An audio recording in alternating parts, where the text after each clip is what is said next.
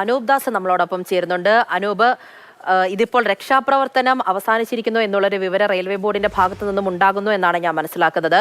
ഈ കൂടുതൽ ആൾക്കാരുടെ അവസ്ഥ എങ്ങനെയാണ്, പരിക്കേറ്റവരുടെയൊക്കെ ആരോഗ്യനില എങ്ങനെയാണ്, എന്താണ് കാരണം എന്നുള്ള ഒരു വിവരം ഈ അവസരത്തിൽ റെയിൽവേ നൽകുന്നുണ്ടോ? പൂജ, അല്പസമയം മുൻപ് റെയിൽവേ ബോർഡ് ചെയർപേഴ്സൺ രേഖ വർമ്മ വാർത്താ സമ്മേളനം വിളിച്ചിരുന്നു. അപകട കാരണം എന്ത് എന്നത് സംബന്ധിച്ച വിവരമൊന്നും ലഭ്യമായിട്ടില്ല. അതിന് അപകട കാരണം അറിയാനുള്ള ഒരു പ്രധാനപ്പെട്ട സാധ്യത ചരക്ക് തീവണ്ടിയുടെ ലോക്കോ പൈലറ്റിനോട് സംസാരിക്കുക എന്നുള്ളതായിരുന്നു. പക്ഷേ അദ്ദേഹം ദൗർഭാഗ്യവശാൽ മരണപ്പെട്ടു പോയി എന്ന് രേഖ വർമ്മ പറയുന്നുണ്ടായിരുന്നു. എന്തായാലും ഇപ്പോൾ ഏറ്റവും ഒടുവിൽ നമുക്ക് ലഭിക്കുന്ന വിവരം അനുസരിച്ച് 60 പേർക്കാണ് പരിക്കേറ്റത്. 15 മരണം സ്ഥിരീകരിച്ചിരിക്കുന്നു.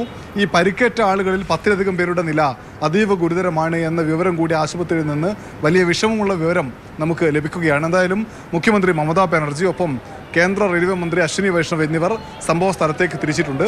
രക്ഷാപ്രവർത്തനം പൂർത്തിയായി. അതായത് ഈ അപകടത്തിൽപ്പെട്ട പാസഞ്ചർ തീവണ്ടിയുടെ പാളം തെറ്റിയ 3 കോച്ചുകൾക്കിടയിൽ കുടുങ്ങിക്കിടന്ന ആളുകളെ മുഴുവനായും രക്ഷപ്പെടുത്തി ആശുപത്രിയിലേക്ക് എത്തിച്ചിട്ടുണ്ട്. ഈ കുടുങ്ങിപ്പോയ ആളുകളിൽ ചിലരാണ് മരണപ്പെട്ടത്. മരണപ്പെട്ട ആളുകളിൽ 3 പേർ, ഈ ലോക്കോ പൈലറ്റ് ഉൾപ്പെടെ 3 പേർ റെയിൽവേ ഉദ്യോഗസ്ഥരാണ്.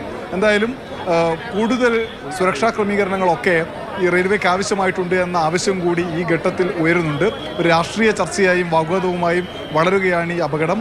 കോൺഗ്രസും RJDയും റെയിൽവേ മന്ത്രിയുടെ രാജി ആവശ്യപ്പെടുകയാണ്. ബാലസോറിലെ വലിയ അപകടം, അതിനുശേഷവും സുരക്ഷാ ക്രമീകരണങ്ങൾ കാര്യമായി മെച്ചപ്പെടുത്തിയില്ല. ഇപ്പോഴും വലിയ ദുരന്തങ്ങൾ നമ്മെ കാത്തിരിക്കുന്നു. അതുകൊണ്ട് റെയിൽവേ മന്ത്രി രാജിവെക്കണമെന്ന് കോൺഗ്രസും RJDയും പ്രതിപക്ഷത്തെ മറ്റു ചില പാർട്ടികളും ആവശ്യപ്പെടുന്നുണ്ട്.